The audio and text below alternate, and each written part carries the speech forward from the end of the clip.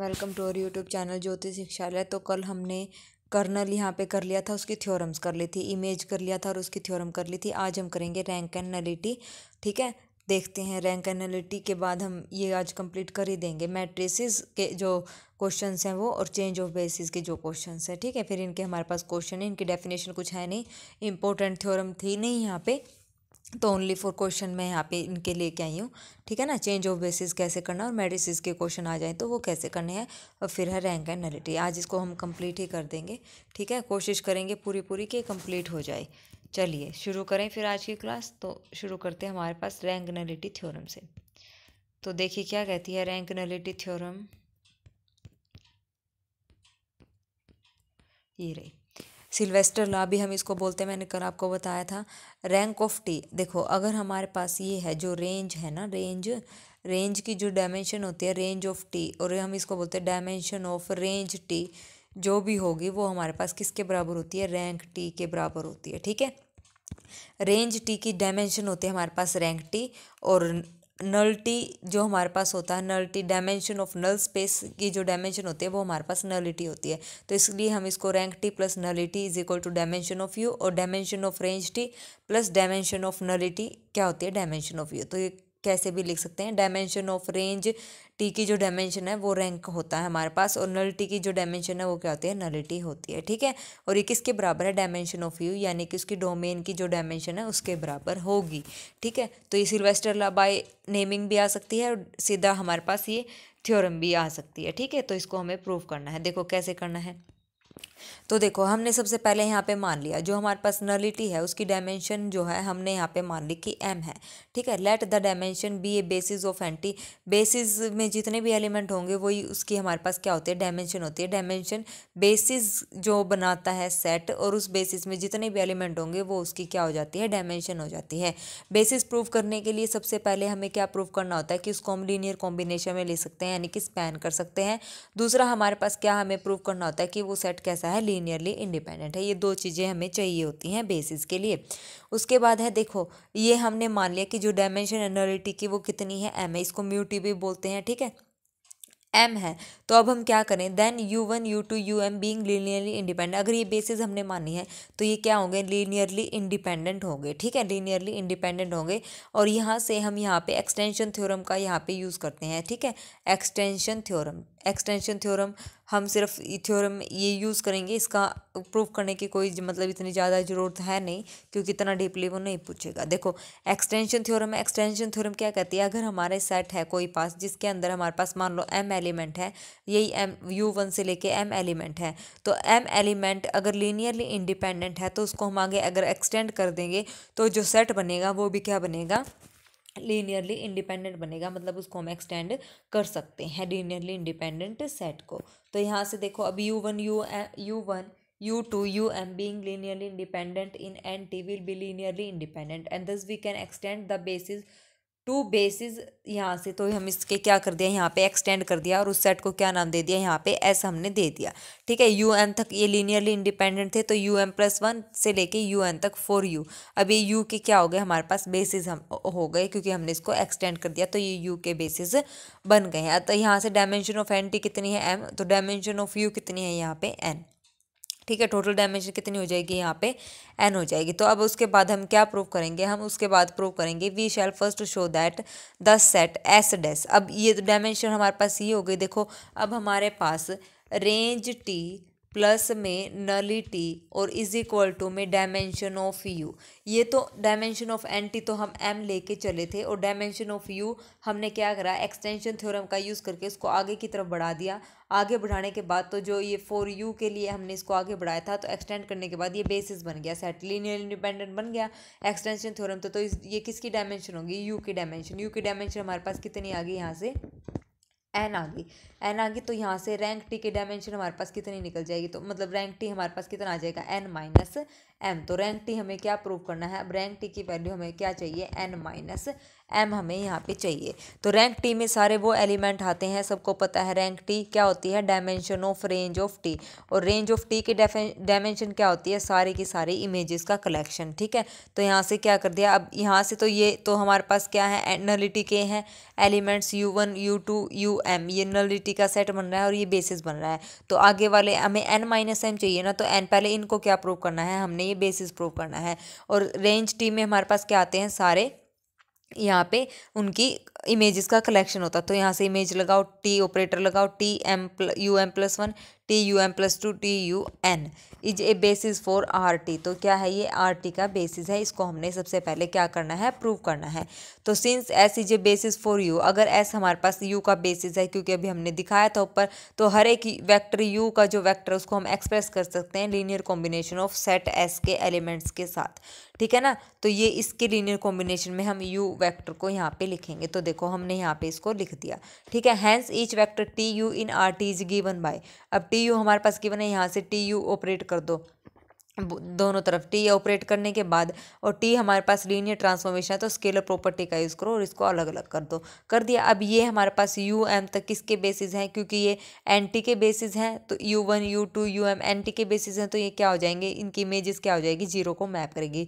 तो ये हमारे पास जीरो को मैप कर गई, तो उसके बाद हमारे पास ये बच गया। ठीक है, ये आ गया। अब यहाँ से टी यू को हमने क्या लिखा गया, लीनियर कॉम्बिनेशन में लिखा गया, इनके लीनियर कॉम्बिनेशन में। तो यहाँ से हमने बोल दिया कि एस डैश है जो स्पैन करेगा किसके, आर टी के एलिमेंट्स को। ठीक है, आर टी में क्या थी, सारी इमेजेस थी। यहाँ तक आया समझ में, हमने सिर्फ डेफिनेशन लगाई है, डेफिनेशन का यूज़ करके अभी हम चल रहे हैं सीधा। उसके बाद है now we shall show that, अब हमें क्या प्रूव करना है, जो एस डैश है वो लीनियरली इंडिपेंडेंट है। तो नाउ हमने यहाँ से ये उठाया, सीधा उठाया और उसको इक्वल टू जीरो रखा, तो वापस से ट्रांसफॉर्मेशन यूज़ करी, लीनियर ट्रांसफॉर्मेशन की प्रॉपर्टी, तो ये यूज़ करने के बाद ये इक्वल टू जीरो हो गया। तो ये इक्वल टू जीरो हो गया, तो जो इमेज है वो जीरो के बराबर हो गई, तो ये इमेज किसके अंदर चली गई, एन टी के अंदर चली गई, that means this belongs to N T. तो अब ये किसके बेसिस बन गए, हमारे पास M plus one M plus two U N किसके बेसिस बन गए, एन टी में चले गए, तो किसके बेसिस बन गए, एन टी। और क्योंकि U one U two U M किसके बेसिस थे, एन टी के थे, और M plus one M plus two और एन ये किस में बिलोंग कर गया, एन टी में। तो इसका मतलब ये बेसिस एन टी के थे, तो इसको हम इनके लीनियर कॉम्बिनेशन में लिख सकते हैं। तो देखो कैसे लिखेंगे, इसको एज इट इज़ लिखो, और बराबर है B one U one B two U two, basis है तो लीनियर कॉम्बिनेशन में लिखा जाएगा। तो इनके लीनियर कॉम्बिनेशन में हमने इसको ऐसे लिख दिया बाय डेफिनेशन बेसिस की। ठीक है, तो लगाया। अब यहाँ से इसको एक तरफ ले आए, एक तरफ लाने के बाद ये इक्वल टू जीरो हो गया। अब यहाँ से ये जो सेट है वो complete U one U two U M plus one up to सोन यू एन क्या बन गया, लीनियरली इंडिपेंडेंट सेट बन गया। लीनियरली इंडिपेंडेंट तो था ही, क्योंकि यहाँ एक्सटेंशन थ्योरम हमने यूज़ करी थी, तो उसको एक्सटेंड करता है। लीनियर इंडिपेंडेंट थ्योरम, जो लीनियरली इंडिपेंडेंट की डेफिनेशन है, वहाँ से हम क्या कह सकते हैं, जितने भी स्केलर किसके इक्वल होंगे, जीरो के इक्वल। तो इन पर्टिकुलर ये भी हमारे पास जीरो, तो S dash linearly independent set हो गया और स्पैनिंग सेट हो गया, और स्पैन करता है आर टी को। तो एस डैश किसका बेसिस हो गया, आर टी का, तो उसकी डायमेंशन हमारे पास कितनी हो गई, एन माइनस एन। तो रैंक टी कितनी होगी, एन माइनस एन। तो rank T plus mu T किसके बराबर आ जाएगा, एन के बराबर आ जाएगा। तो विच प्रूव्स द थ्योरम। ठीक है ना, रैंक टी हमारे पास एन माइनस एम आ गया, और म्यू टी हम मान के चलेंगे स्टार्टिंग में एम के इक्वल, और ये cancel, dimension of you extension theorem से एन के बराबर आ गई थी। ठीक है, तो ये हमारे पास प्रूव हो गई, hence proved. The method of finding rank and nullities is stated with the help of following solved example से हम इसको फाइंड आउट कर सकते हैं। ठीक है, तो इंपॉर्टेंट थ्योरम थी, सारी डेफिनेशन लगा के हमने यूज़ करा है। अगर नहीं समझ आए तो मैसेज कर देना, मतलब कमेंट सेक्शन में, तो आपको मैं दोबारा करवा दूँ क्लियर। बाकी मुझे लगता है कि मैंने आपको बहुत अच्छे से यहाँ पे एक्सप्लेन कर दिया है, तो कोई ज़रूरत नहीं पड़ेगी। ठीक है ना, और समझ आ जाए तो प्लीज़ कमेंट सेक्शन में ओके कर देना, या कोई अच्छा सा कमेंट ड्रॉप कर देना आपको क्लास कैसी लगी। ठीक है, चलिए शुरू करें फिर। नेक्स्ट एग्जाम्पल हमारे पास क्या कहता है, for the linear transformation T R square to R cube such that T of X one X two हमारे पास इस तरीके से डिफाइन है। ठीक है, लीनियर ट्रांसफॉर्मेशन है आर स्क्वेयर से आर क्यूब, मतलब आर डोमेन में 2 एलिमेंट है और इसकी को डोमेन में 3 एलिमेंट है, तो ऐसे ही इसने डिफाइन करा है। Find a basis and dimension, basis और डायमेंशन इसकी फाइंड आउट करनी है of its range space and null space. ठीक है, रेंज स्पेस और नल स्पेस दोनों के हमने बेसिस और डायमेंशन फाइंड आउट करनी है। और also verify that rank T plus nullity, मतलब रैंक टी जो आएगा और नलिटी जो आएगा उन दोनों का जो सम करेंगे, dimension of R square, dimension of R square हमारे पास कितनी है, 2 है, क्योंकि कितने टपल हैं यहाँ पे 2। तो ये 2 के बराबर आनी चाहिए। तो चलिए शुरू करते हैं।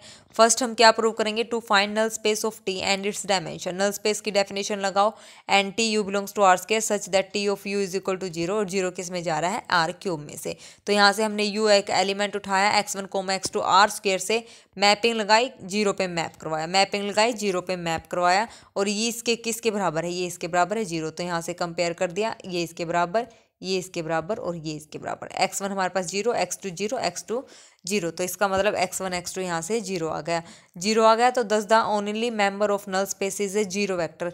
तो यहाँ पे दोनों 0 बन गया, तो अकेला एंटी के अंदर क्या आया, 0 वेक्टर आया। तो इसकी डायमेंशन हमारे पास कितनी हो गई, यहाँ से 0 हो गई। कितनी हो गई इसकी डायमेंशन हमारे पास, 0, क्योंकि इसमें क्या है, एक अकेला 0 वेक्टर यहाँ पे आया है। ठीक है, to find range space of T and its dimension. अब हम फाइंड आउट करते हैं range space of T and its dimension. तो रेंज स्पेस की यहाँ पे डेफिनेशन लगाई, टी जो है let V be an element यहाँ पे लिया, टी हमारे पास ये था, वी हमने कोई भी एलिमेंट ले लिया, 10 there exist x1 x2 belongs to R such that जो इमेजेस होंगे वो किसके इक्वल हो जाएंगी, v बराबर है टी ऑफ x1 x2। तो इसको हम कैसे एक्सप्रेस कर सकते हैं, सबको पता है रेंज कैसे निकालते हैं, ध्यान से देख लेना। x1 x2 को मैं कैसे लिख सकती हूँ, x1 इंटू में 1,0 प्लस में x2 इंटू में 0,1। तो ये हमारे पास स्टैंडर्ड बेसिस हो जाते हैं। ठीक है, 1 0 0 अगर लिखेंगे, या फिर 1 0 2 टपल्स में 1 0, 3 टपल्स में 1 0 0 0 1 0 ऐसे लिखते हैं ना।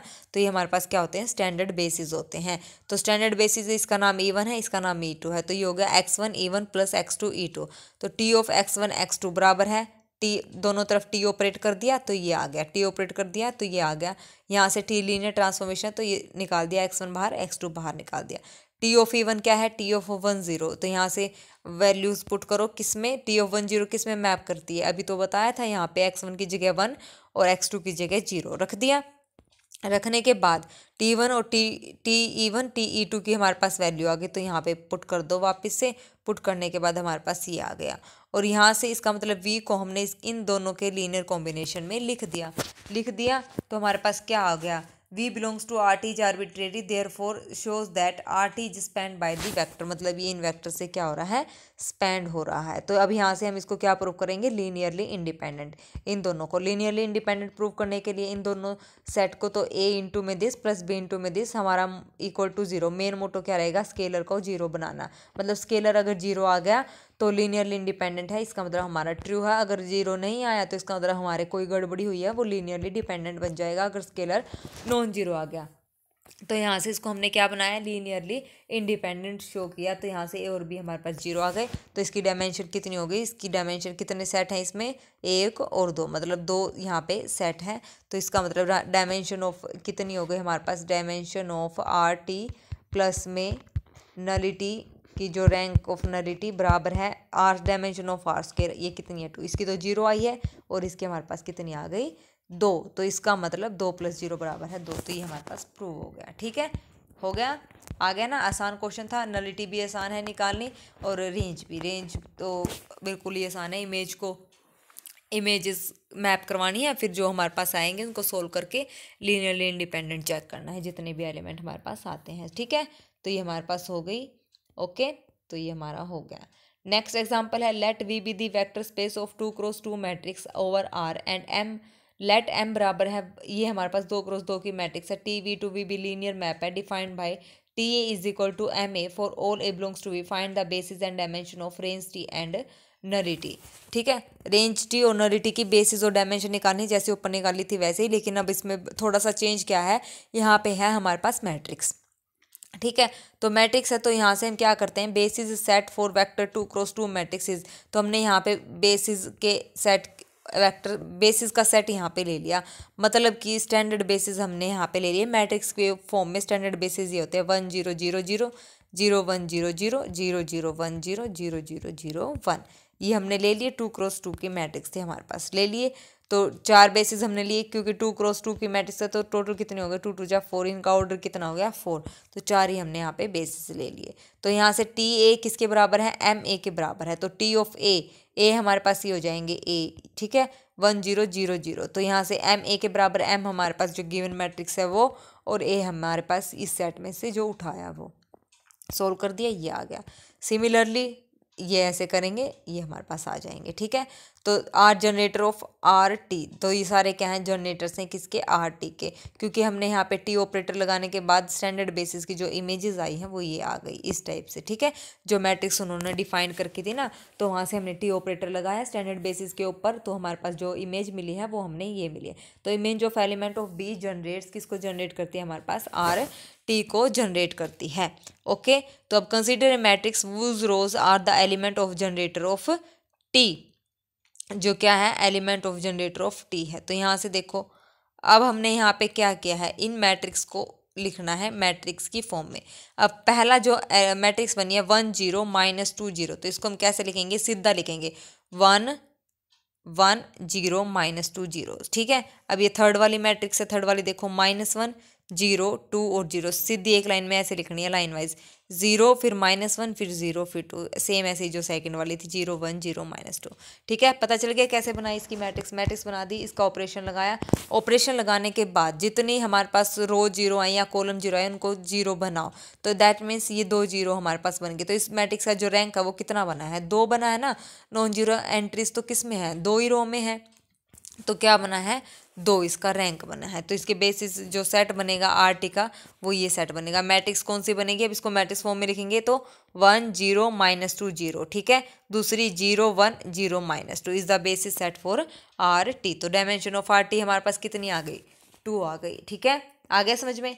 अब निकालनी है नल स्पेस की। नल स्पेस का मतलब कोई भी एक ऐसा एलिमेंट उठाओ जिसकी ट्रांसफॉर्मेशन लगाओ और इमेज जो क्या है वो जीरो आएगी, जीरो को मैप करेगी। तो definition T A is equal to M A, M हमारे पास ये है, ए हमारे पास ये है, बराबर है 0 0। तो यहाँ से ए बी और सी डी की वैल्यू निकालो, ए बी सी डी की वैल्यू हमारे पास ये आ जाएगी।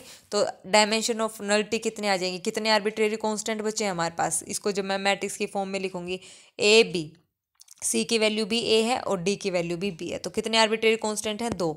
तो डायमेंशन ऑफ नलिटी कितनी आ जाएगी, 2। आर्बिट्रेरी कांस्टेंट चेक कर लो, उतनी ही उसकी डायमेंशन होती है। ठीक है, एक रिजल्ट हमारे पास ये है, यानी कि ट्रिक आप इसको बोल सकते हैं। तो कितनी आ गई इसकी, 2। तो अब यहाँ से 2 आ गई, तो एक बार C1 को 1 रखो, D को 0, तो एक बार C को 0 D को 1 रखो, तो यहाँ से सोल्यूशन हमारे पास मिल जाएगा। तो बेसिस हमारे पास इतनी आ जाएगी। तो 2 इसकी आई है, 2 उसकी, तो टोटल कितनी हो गई, 4। और मैट्रिक्स कितने की थी, 2 क्रॉस 2 की, और उसका ऑर्डर कितना था, 4। तो दोनों क्या हो गई, बराबर। तो इसका मतलब हमारा ट्रू है, ये सारा तरीका जो हमने किया है बिल्कुल सही है। ठीक है, तो हमारे पास ये इसके बेसिस हो गए। नेक्स्ट हमारे पास है sum of a linear transformation. इसकी डेफिनेशन क्या कहती है, लेट T1 U से V एंड T2 U से V be two linear transformation where U and V are 2 vector spaces over the field F। अब यहाँ से U और V 2 वेक्टर स्पेस हैं सेम फील्ड F के। वी डिफाइन द सम, तो sum of T1 and T2 हम कैसे define करते हैं, T1 plus T2 such that U से V। तो यहाँ से T1 प्लस T2 U क्या कैसे डिफाइन करेंगे, T1 U प्लस में T2 U और U बिलोंग्स टू U। ठीक है, इसको हम ऐसे क्या करेंगे, डिफाइंड करेंगे। नेक्स्ट है हमारे पास लेट T U से V 2 vector space over the field F if T1 U से V एंड T2 U से V be two linear transformation then rank of T1 plus T2। ये इंपॉर्टेंट है, अगर हमारे पास इसका प्रूफ ज़्यादा इंपॉर्टेंट नहीं है, ये रिजल्ट मोस्ट इंपॉर्टेंट है। ठीक है, रिजल्ट क्वेश्चन में हम यूज़ कर सकते हैं, आगे यूज़ करेंगे। देखो T1 हमारे पास ये मैपिंग है, T2 हमारे पास ये 2 लीनियर ट्रांसफॉर्मेशन है, तो इन दोनों का जो सम का रैंक आएगा वो क्या हो जाएगा, less than equal to rank of T1। इन दोनों के सम अलग अलग सम करने के बाद क्या हो जाएगा, या तो ग्रेटर रहेगा टोटल सम से, और या क्या रहेगा, बराबर रहेगा। तो rank of T1 plus T2 is less than equal to rank of T1 plus rank of T2। तो ये था, इसका प्रूफ भी अगर देखना चाहो तो आप कर सकते हो, बाकी कोई नीड नहीं है। देखो फिर भी मैं करवा ही देती हूँ। ठीक है, तो प्रूफ देखो क्या कहता है, कर लेना, छोड़ना नहीं है। अगर मैं करवा रही हूँ ना तो इसको कर लेना। ठीक है, बाकी आप वो ये इंपॉर्टेंट रिजल्ट है, जब हमारे पास ऑप्शन के क्वेश्चन आते हैं ना तो उससे हम इनको अच्छी डायरेक्टली सोल्व कर सकते हैं, सीधा डेफिनेशन थ्योरम का यूज़ करके। ठीक है ना, तो चलिए इसका प्रूफ कर लेते हैं, इंपॉर्टेंट है, प्रूफ भी आप लोग कर ही लेना। ठीक है, मैं करवा रही हूँ तो कर ही लेना। The sum of T1 and T2 defined as T1 plus T2 U से V सच दैट, हमारे पास ये सारी चीज़ें गिवन थी।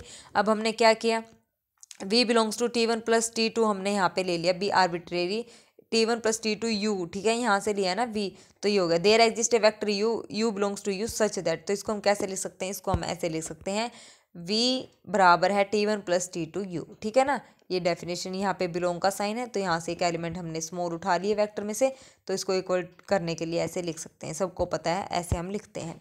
उसके बाद T1U इसको अलग अलग करेंगे, V बिलोंग्स टू, फिर V किस में चला जाएगा, इन दोनों के अलग अलग सम में, तो V belongs to T1U plus T2U। तो यहाँ से हम क्या कंक्लूजन निकाले, यहाँ से हमने लेके चले थे इसमें, पहुँचा दिया हमने इसमें, तो इसका मतलब ये किसका सबसेट हो गया, इसका हो गया, ये इसका सबसेट हो गया। तो यहाँ से dimension of T1 plus T2U, dimension लगा दो बोथ साइड, तो यहाँ से इनको अलग अलग कर दो, क्योंकि डायमेंशन ऑफ W सब स्पेस की जो डायमेंशन होती है वो सबको पता होनी चाहिए, और ये होती है हमारे पास dimension of W1 plus dimension of W2 is less than equal to dimension of W1 plus dimension of W2। तो ये होते हैं हमारे पास, तो डायमेंशन की जगह इनका नाम दे दो rank of T1 plus T2 less than equal to rank of T1 plus rank of T2। बहुत ही आसान थ्योरम थी, इजी प्रूफ था, ठीक है।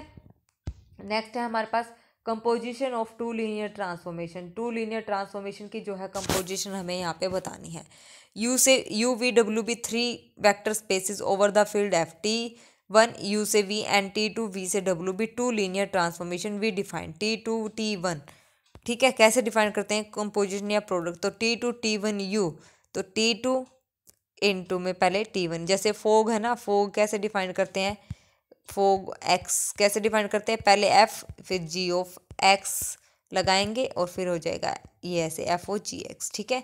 तो ऐसे डिफाइन करते हैं ना fog F of G X. तो यहाँ से T2 बाहर T1 U, फिर उसके बाद T2 अप्लाई करते हैं यहाँ पे, ठीक है।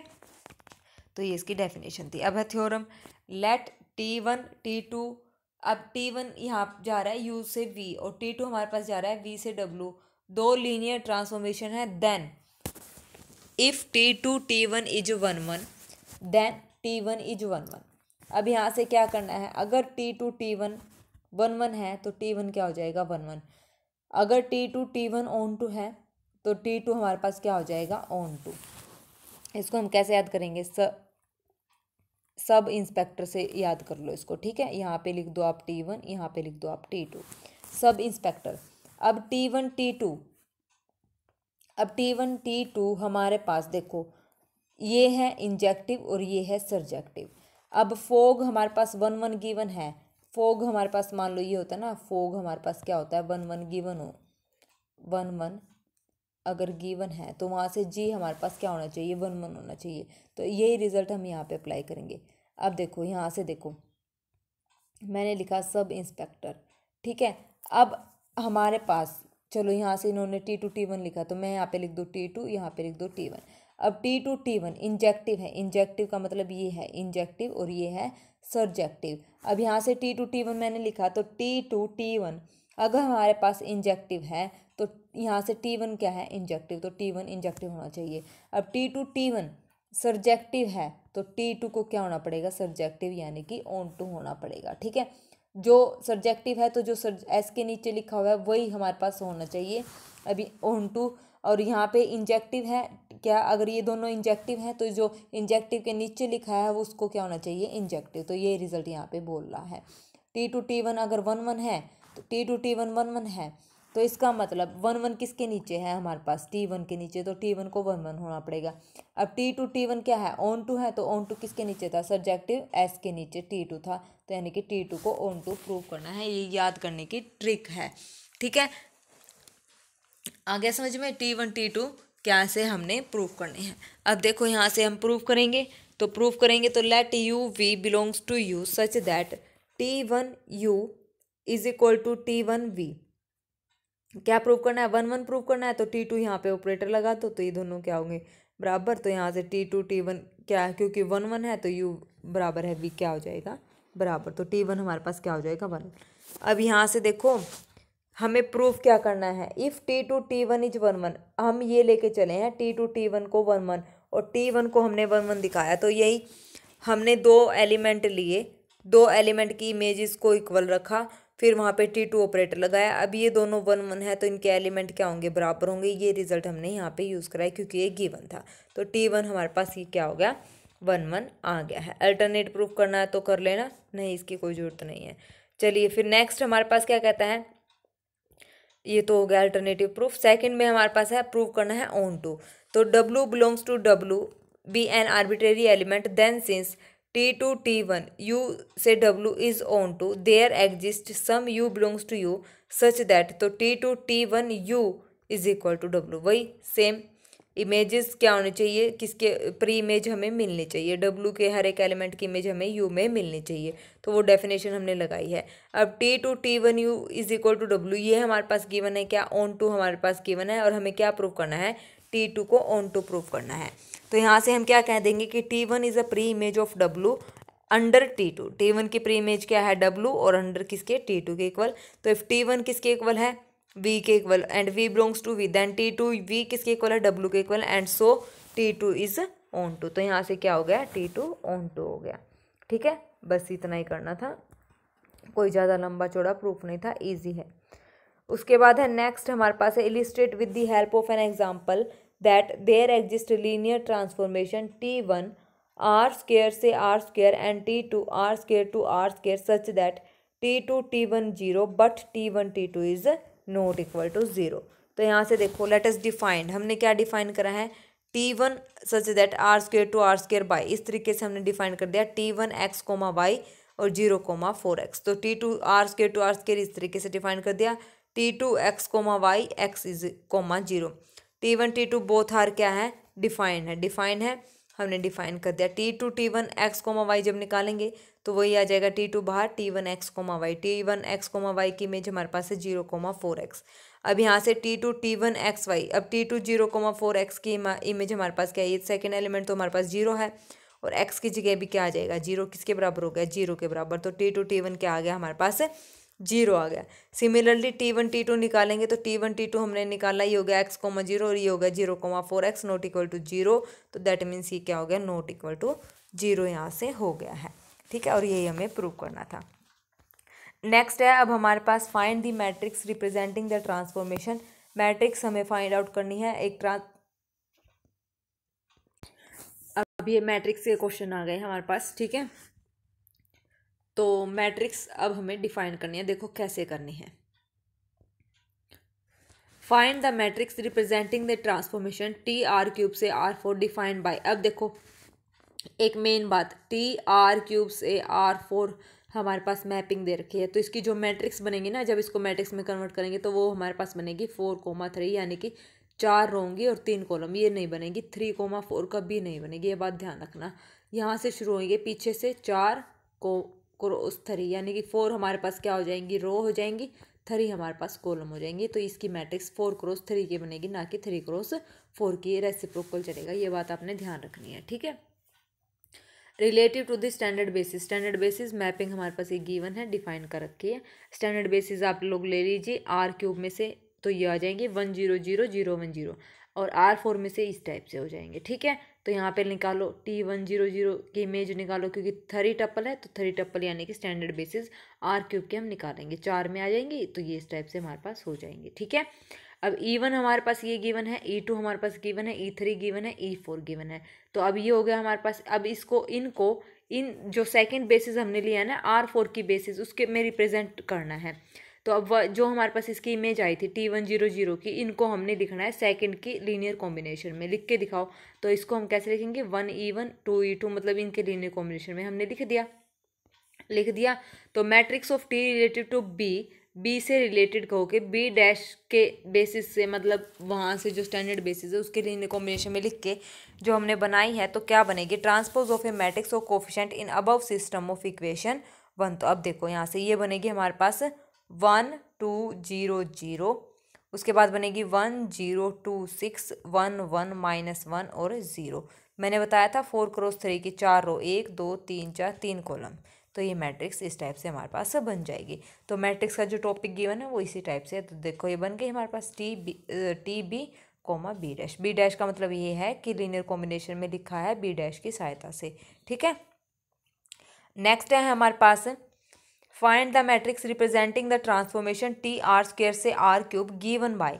अब ये मेरे को बताना कितने क्रॉस की बनेगी, बनेगी 3x2 की मैट्रिक्स। ठीक है ना, कितने क्रॉस की बनेगी 3x2 की मैट्रिक्स। तो यहाँ से हमारे पास हो गया T(x1, x2), ये हो गया हमारे पास relative to standard basis R² से रिलेटेड है एंड R³ के उसमें लिखा गया है। तो R² के लिखो यहाँ से आर क्यूब के लिखो तो आर स्क्वायर की इमेजेस निकालो, पहले यहाँ से निकाल ली, और इन इमेजेस को किसके लीनियर कॉम्बिनेशन में लिखना है, बी डैश के लीनियर कॉम्बिनेशन में लिख दो, तो ये बन जाएगी मैट्रिक्स 3 2 5 -1 4 6 -6। ठीक है, कितनी आसान थी। 3 कितने क्रॉस की बनी है, 3 क्रॉस 2 की, यानी कि 3 रो और 2 कॉलम्स। ओके, चलिए नेक्स्ट दूसरा भी मेथड है, अगर आप लोग करना चाहो तो कर लेना। इसका पीडीएफ मैं आज आपको क्लास में भेज दूंगी। ठीक है, ये कंप्लीट हो जाएगा। देखते हैं कितने रहते हैं, 1 क्वेश्चन, 2 क्वेश्चन, और फिर उसके बाद है चेंज ऑफ बेसिस आ जाएगा। 2 एग्जाम्पल और रहते हैं, फिर उसके बाद एक एग्जाम्पल ये है और एक हमारे पास एग्जाम्पल ये है, एक ये 2, बस ख़त्म हो जाएगा। चलो करते हैं इसको कंप्लीट। 1-2 क्वेश्चन आप लोग ट्राई कर लेना। देखिए नेक्स्ट हमारे पास क्या है, चेंज ऑफ बेसिस से पहले 2 एग्जाम्पल हो रहे हैं, वो भी मैं आपको बता देती हूँ एक बार कि कैसे करने हैं। ठीक है, चलो प्लीज़ अगर समझ आए ना तो प्लीज़ मेरे चैनल को लाइक शेयर सब्सक्राइब ज़रूर करना भाई। ठीक है ना, कितनी मेहनत से आप लोगों को सब कुछ इतना अच्छा सा मटेरियल मैं आपको दे रही हूँ, तो मुझे भी अच्छा लग रहा है कि मैं आप लोगों की हेल्प कर पा रही हूँ। ठीक है, चलिए क्या कहता है हमारे पास, if the matrix of a linear transformation T on R cube related to the ordered basis B is. अब हमारे पास एक गिवन है, find the matrix of T related to the basis B dash. तो अब हमें क्या निकालना है, क्या निकालना है, देखो क्या निकालना है। अब हमें यहाँ पे क्या निकालना है, हमें यहाँ पे क्या निकालना है, ये तो हमें पता ही नहीं, पता नहीं मैट्रिक्स निकालनी है, पता क्यों नहीं है। अब इसने बोला है ना, find the matrix of T related to the basis B dash, इस बेसिस से रिलेटेड हमें यहाँ पे निकालना है। तो सेम, बिल्कुल सेम करना है। अब इसने प्रॉपरली लिख रखा है। ठीक है, अब हमारे पास टी भी गिवन है, टी भी हमारे पास ये गिवन है, ये गिवन है। मैट्रिक्स इस, देखो ये बोला ना, लीनियर ट्रांसफॉर्मेशन टी और R cube related to the ordered basis B is this. तो इस बेसिस से रिलेटेड जो हमने मैट्रिक्स बनाई है वो ये बनाई है, और वो ये है, इसको लिखेंगे टी बी। ठीक है, अब यहाँ से T of 1 0 0, T of 0 1 0, T of 0 0 1, ये क्या है हमारे पास स्टैंडर्ड बेसिस हैं ये वाले। ठीक है, ये वाले, और ये मैट्रिक्स बनी है तो इसका मतलब इसके लीनियर कॉम्बिनेशन में लिखी गई है, तो इसका मतलब इसको हम कैसे लिखेंगे, ये ऐसे लिखी है ना, ऐसे लिखी है, तो इसको ऐसे लिखते हैं 0 1 और -1। तो 0 1 और -1, तभी तो ये मैट्रिक्स ऐसे बनी है। तो पहले हम इसको ऐसे सोल्व करते हैं, फिर इसको मैट्रिक्स की फॉर्म में लिखते हैं। अब इसका उल्टा है, ये हमारे पास गिवन है तो इसको इस टाइप में लिख दो, और ये कितना आसान है। ये हमें जब लिखनी आती है मैट्रिक्स फॉर्म, तो हम इसको मैट्रिक्स फॉर्म को वापस से भी तो लिख सकते हैं ना, रिवर्स भी तो कर सकते हैं। तो ये हमने कर दिया, तो हमारे पास क्या आ गया, 0 1 -1, यही बन गया ना, 0 1 -1। जब इसको हमने सोल्व करा, 0 + 0 + 0, ठीक है ना, तो 0, तो यहाँ से ये आ गया और यहाँ से हमारे पास ये आ गई। ठीक है, तो यही मैट्रिक्स हमारे पास ऐसे बन गई। अब उसके बाद है A B C R cube में से हमने लिया, then A B C can be express as linear combination of vector B में के लीनियर कॉम्बिनेशन में एक्सप्रेस कर सकते हैं। तो A B C vector B के जो बेसिस हैं वो क्या हैं, एलिमेंट ये हैं, इसके एक्सप्रेस कर दिया, टी ऑपरेट कर दिया, इसकी इमेज हमारे पास अभी निकाल ली, इसकी निकाल ली, इसकी निकाल ली, यहाँ पे रख दो, हमारे पास ये वैल्यूज आ जाएंगी ए बी सी की फॉर्म में। तो which represent a linear transform, we shall express this as a linear combination of vector of B dash में। अब इसको रिप्रेजेंट करना है। अब देखो बी डैश के वेक्टर हमारे पास क्या है, बी डैश के 0 1 -1, तो 0 1 -1 की इमेज निकालो, निकाल ली, इसकी इमेज, इसकी इमेज और इसकी इमेज, ये आ गई हमारे पास 1 2 3। तो लेट अस एक्सप्रेस 1 2 3, 1 2 3 को हम कैसे एक्सप्रेस कर सकते हैं, 1 × 0 × 0, किसके बेसिस के, बी के विद रिस्पेक्ट टू बेसिस, जो ये जो मैट्रिक्स है ना उसके 1 0 0, जो मैट्रिक्स आई थी हमारे पास क्या थी, ये 1 0 0 0, एक मिनट, ये 0 1 -0 कैसे था, let us express first second and 3 as T of 0 1 -1 को, यानी कि 1 0 0, दूसरा है 0 -1 और 0 0 0 और 0, कैसे आए हैं ये वैल्यूज़ आई हैं यहाँ से, क्योंकि हमने यहाँ से जब ए बी सी की वैल्यू देखो, यहाँ से इसको हमने एक्सप्रेस करना है, टी ऑफ 0 1 -1, मतलब कि ऐसे एलिमेंट हमें यहाँ पे ढूंढने हैं कि उनको ऐड करें तो हमारे पास ये क्या है, 0 1 -1 की जो मैं इमेज है वही बने, 0 1 -1 ही हमारे पास आंसर आए। तो ये आपने सोच के लिखना है, 0 और 1 में से हो जाएंगे, ठीक है। निकालोगे तो ये थोड़ा सा लेंथी पड़ जाएगा, तो आपने सीधा यहाँ पे इसको हम ऐसे लिख सकते हैं, ठीक है। 1 0 0 0 -1 0 हम निकालेंगे तो भी हमारे पास ये आएगा। अब इसको मैट्रिक्स की फॉर्म में कैसे लिखेंगे? अब इसको मैट्रिक्स की फॉर्म में हम लिखेंगे 1 0 0 0 -1 0 0 0 0। तो ये हमारे पास क्या बन जाएगी? मैट्रिक्स बन जाएगी, ठीक है। तो हमारे पास ये बन गई गिवन मैट्रिक्स, और यही हमें यहाँ पे निकालनी थी, किसके with respect to standard basis B dash के विद रिस्पेक्ट टू, ठीक है ना। बस हमारा यही हमने यहाँ पे मेन मकसद था हमारा सोल्व करना, ये हमने कर लिया है, ठीक है। तो ये हो गया हमारे पास। अब उसके बाद है नेक्स्ट एग्जांपल है टी आर क्यूब से आर स्क्वायर लीनियर ट्रांसफॉर्मेशन इस टाइप से हमारे पास गिवन है। Find the matrix T with respect to the B1 and B2 R cube से आर स्क्वायर। तो यानी कि ये बनेगी हमारे पास 2 क्रॉस 3 की मैट्रिक्स। आल्सो वेरीफाई दैट, इसको हमें वेरीफाई करना है। तो पहले हमें क्या निकालनी है? मैट्रिक्स निकालनी है with respect to the ordered basis B1 and B2। तो सेम प्रोसीजर हमारा चलता रहेगा। T of X Y Z है, B1 के बेसिस हैं, इनको पहले इसमें इनकी इमेज निकालो, निकाल दी तो हमारे पास ये आ गया। अब 2 5 को किसके लीनियर कॉम्बिनेशन में लिखना है? B2 के लीनियर कॉम्बिनेशन में हमने लिखना है। तो ये लिख दिया, A इंटू में B, C इंटू में D और E इंटू में F। तो ये आ गया हमारे पास, ये आ गया। अब यहाँ से क्या करेंगे? ABCD की वैल्यू निकालेंगे। सेम ऊपर वाले एग्जांपल में भी था ना, ABCD की वैल्यू कैसे निकालनी है। तो यहाँ से देख लेना, यहाँ से आपको आइडिया लग जाएगा कि कैसे यहाँ पे निकालनी है। Solving the equation we get ABCD की वैल्यू आ गई, वापस से वहाँ पे रख दो जहाँ पे ABCD था। तो T ऑफ B1 B2 से हमारे पास जो ये मैट्रिक्स बन गई, अभी बताई थी 2 क्रॉस 3 की बनेगी, तो ये मैट्रिक्स हमारे पास बन गई है। अब हमें वेरीफाई करना है, अब हमें निकालना है UB1। U हमने एलिमेंट ले लिया, ABC belongs to R cube, B arbitrary. तो U को हम लीनियर कॉम्बिनेशन में लिख सकते हैं, किसके? B1 के विद रिस्पेक्ट टू, क्योंकि B1 है। तो लीनियर कॉम्बिनेशन में लिख दिया, ABC की वैल्यू हमने यहाँ पे निकाल दी, तो ये मैट्रिक्स हमारी इस टाइप से बन गई, ठीक है, मैट्रिक्स बन गई। अब उसके बाद हमें क्या निकालना है? T of U B2। तो T ऑफ U हमने क्या ले लिया? C ऑफ, मतलब यहाँ पे जो सेकेंड इक्वेशन है यहाँ पे T ऑपरेट कर दो। T ऑपरेट करने के बाद विद रिस्पेक्ट टू B2 करना है, तो B2 के लीनियर कॉम्बिनेशन उठा के यहाँ पे लिख दो जो ऊपर था। तो फिर यहाँ से एक मैट्रिक्स ये बन जाएगी। अब इनकी मल्टीप्लाई करोगे, मल्टीप्लाई करने के बाद हमारे पास ये मैट्रिक्स आ जाएगी, और ये किसके इक्वल आ जाएगी? T ऑफ U B2 के इक्वल आ जाएगी, यानी कि इसके इक्वल। तो यहाँ से क्या हो जाएगा? प्रूव हो जाएगा, तो वेरीफाई हो गया। ये भी इंपॉर्टेंट क्वेश्चन है, ये भी आप लोगों ने अच्छे से करना है, ठीक है। कंप्लीट करके देखना है, निकाल के क्वेश्चन आपने यहाँ पे देखने हैं। नहीं समझ आए कोई भी क्वेश्चन की कैलकुलेशन तो पूछ लेना, ठीक है। अब है change of basis, transition of a matrix और change of a basis matrix क्या कहती है? लेट B1 हमारे पास बेसिस है N dimensional vector space V के, एंड B2 हमारे पास अनदर बेसिस है V के ही हैं। तो then each element of B2 can express as the linear combination of the vector B1। तो B2 के जितने भी एलिमेंट हैं उनको हम B1 के लीनियर कॉम्बिनेशन में लिख सकते हैं। तो ये हमें कहना चाहता है, ये मैट्रिक्स रिप्रेजेंटेशन हमारे पास यहाँ पे गिवन है, ठीक है। तो आप इसको पढ़ लेना, इतना कुछ लंबा चौड़ा है नहीं, डेफिनेशन आएंगी नहीं, तो ये हमारा जो है एग्जाम्पल से कवर अप हो जाएगा, ठीक है। तो देखो एग्जाम्पल हमारे पास क्या कहता है? If X B1 and X B2 be the coordinate of a vector X with respect to the basis.